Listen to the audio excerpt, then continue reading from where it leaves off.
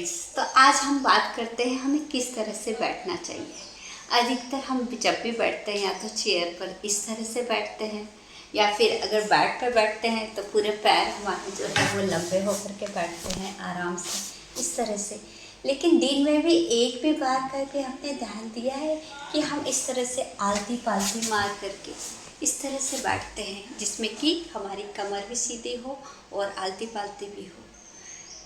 कभी नहीं, क्योंकि हम अधिकतर या तो चेयर पे बैठते हैं, सोफ़े पे बैठते हैं, लेकिन सोफ़े पे भी बैठते हैं तो पैर नीचे ही रहते हैं। तो अगर इस तरह से बैठते हैं तो हमारे जो वेन्स और आर्टरीज है उनमें जो है ब्लड का फ्लो प्रेशर से पूरा प्रॉपर होता है, जिससे कि ब्लड का फ्लो भी प्रॉपर, वेन्स भी जो वो होती है वो क्लियर होती है। इसीलिए पुराने ज़माने में बोला गया है कि अगर हम इस तरह का आसन, जिसको हम बोलते हैं कि पैर पूरा इस तरह से करके अगर बैठते हैं 5 से 10 मिनट, तो भी हमारे सारी जो नाड़ियाँ हैं वो एक्टिवेट होने लग जाती है। जहाँ जहाँ जो जो हर्डल्स है वो अपने आप जो है वो ठीक होने लगती है।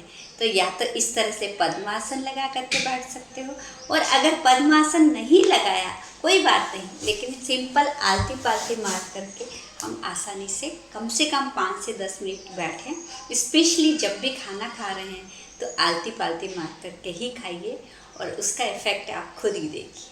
थैंक यू, धन्यवाद।